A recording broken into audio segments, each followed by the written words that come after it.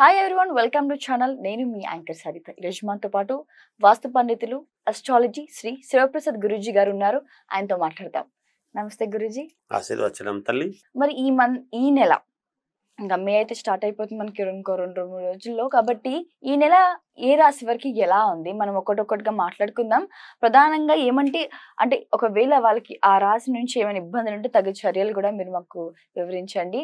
తప్పకుండా. గురువు గారు, సింహం రాశి వారికి ఈ నెల ఎలాగుంది, వాళ్ళు తగిన చర్యలు ఏం తీసుకోవాలి, సో దాని గురించి మీ వివరణ. శ్రీ మహాగణాధిపతయ నమః. ఐం మహాసరస్వత్యే నమః. శ్రీ లలితాంబికాదేవియే నమః.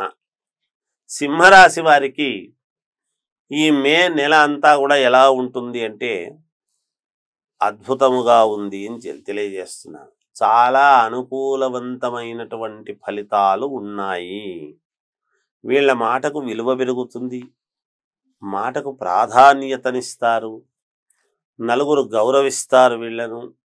అరే, ఎన్ని రోజులకు వచ్చినావయ్యా నువ్వు ఆ రోజు చెప్పింది మాకు మేలు జరిగింది అని ప్రశంసలు అందుకునేటువంటి విధానముగా ఉంటుంది గాక. శారీరకమైనటువంటి శ్రమ ఉంటుంది, కానీ శ్రమకు తగినటువంటి ఫలితము తప్పకుండా వీళ్లకు ఉంటుంది గాక. తప్పకుండా అనుకూలముగా ఎక్కడికి వెళ్ళినా ధనము గురించి ఎటువంటి ఇబ్బంది ఉండదు, వస్తుంది. ధనము వచ్చేది ఉంటేనే వెళతారు. అంటే నిరంతరము పని ఉంటుంది, ధనము రాబడి ఉంటుంది, ఇబ్బంది ఉండదు ఎట్టి పరిస్థితుల్లో. వీళ్ళ సంతానానికి కూడా ఒక యోగవంతమైనటువంటి ఇది ఉన్నది, పేరు ప్రతిష్టలు వచ్చే అవకాశం ఉన్నది.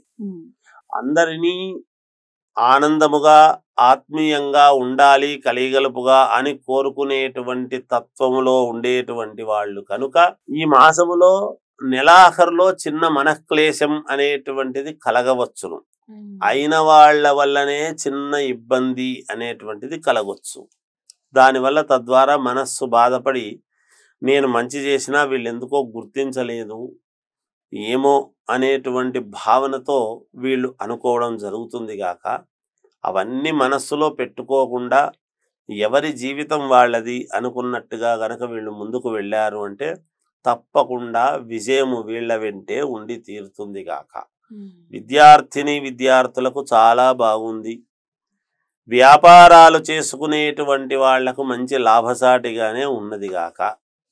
కొంతమందికి స్థానచలనాలు కలగవచ్చును, మామూలుగా, అందరికీ అనడానికి లేదు, కొంతమందిని. ఇక సినిమా రంగం, కళారంగంలో ఉండేటువంటి వాళ్లకు చాలా యోగవంతముగా ఉన్నది.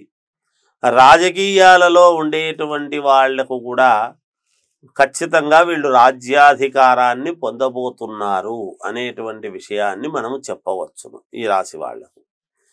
ఏది ఏమైనా వ్యక్తిగతమైనటువంటి జాతకాలనైతే పరిశీలన చేసుకోవాలి. ఎందుకంటే అందరూ ఒకే లగ్నములో పుట్టి ఉండరు కదా, లగ్నాలు వేరై ఉంటాయి. ఆ లగ్నములో పుట్టినప్పుడు లగ్నాన్ని బేస్ చేసుకొని మిగతా జాతకం అంతా కూడా ఉంటుంది కాబట్టి అది చూసుకొని వీళ్ళు ముందుకు వెళితే వీళ్లకు శ్రేయోదాయకముగా ఉంటుంది. ఏది ఏమైనా మేషరాశి వారికి అత్యంత అనుకూలవంతమైనటువంటి ఫలితాలుగానే ఉన్నాయి. ఇంకా మెరుగైనటువంటి ఫలితాలు మేము సాధించాలి, మాకు మేలు జరగాలి అనేటువంటి భావన ఉన్నటువంటి వాళ్ళు అమ్మవారిని పరమేశ్వరుణ్ణి ఇద్దరిని ఆరాధిస్తే మంచిది. పార్వతీ పరమేశ్వరులను వీళ్లకు చాలా మేలు జరిగే అవకాశం ఉంటుంది.